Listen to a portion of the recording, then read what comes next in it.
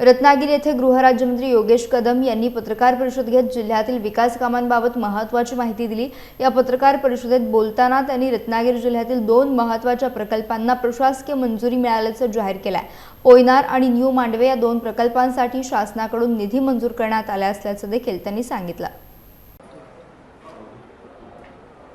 संपूर्ण महाराष्ट्राच्या तुलनेमध्ये जर का विभागवार आपण जर का पाहिलं तर पश्चिम महाराष्ट्र, खानदेश असेल, विदर्भ असेल आणि कोकण असेल, सर्वात कमी सिंचन हे आपल्याला कोकणामध्ये पाहायला मिळतं। फक्त 1.5% सिंचन हे कोकणामध्ये आहे आणि त्या अनुषंगाने कोकणामधील जे रखडलेले प्रकल्प आहेत, विशेषतः जलसंपदा विभागाचे जे रखडलेले प्रकल्प आहेत ते मार्गी लागले पाहिजेत। ह्याकरिता गेली अनेक वर्ष सन्माननीय रामदासभाईंनी संघर्ष केला आहे। गेली अनेक वर्ष आता मागील 6 वर्ष मी आमदार म्हणून काम करत असताना माझ्या मतदारसंघामध्ये आणि रत्नागिरी जिल्ह्यामधील ह्या जलसंपदाच्या प्रकल्पांना गती मिळावी किंवा त्यांच्या सुपरमा ज्या रखडलेल्या आहेत त्या मिळाव्यात ह्याकरता मी विशेष प्रयत्न करत होतो आणि या सर्वांचा पाठपुरावा करत असताना आज अतिशय आनंदाची बातमी आहे।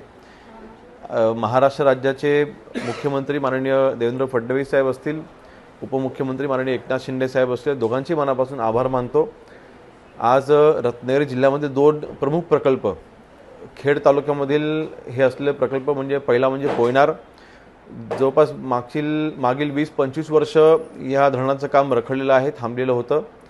त्यासोबतच न्यू मांडवे हा जो प्रकल्प आहे त्याचे देखील काम 20-25 वर्ष मागील हे रखडलेलं काम होतं। दोन्हीही कामांना ही सुधारित प्रशासकीय मान्यता ही प्रदान करण्यात आलेली आहे। पोयनारकरता जवळपास 265 कोटी आणि न्यू मांडवे ह्या प्रकल्पाकरता जवळपास 195 कोटीचा निधी हा मंजूर झालेला आहे। त्याची सुधारित प्रशासकीय मान्यता ही देण्यात आलेली आहे। तर त्या अनुषंगाने मी पुन्हा एकदा महाराष्ट्र राज्याचे मुख्यमंत्री देवेंद्र फडणवीस साहेब, त्यानंतर महाराष्ट्र राज्याचे उपमुख्यमंत्री शिवसेनेचे मुख्य नेते एकनाथ शिंदे साहेब आणि जलसंपदा मंत्री माननीय गिरीश महाजन साहेब आणि विशेष म्हणजे मी आमदार असल्यापासून ह्या कामांचा पाठपुरावा करत होतो आणि जे जलसंपदाचे सचिव आहेत दीपक कपूर साहेब, मी ह्यांचे सगळ्यांचे मनापासून आभार मानतो की ह्या सर्वांच्या प्रयत्नांनी आज ह्या दोन्हीही सुधारित प्रशासकीय मान्यता इश्यू झालेल्या आहेत।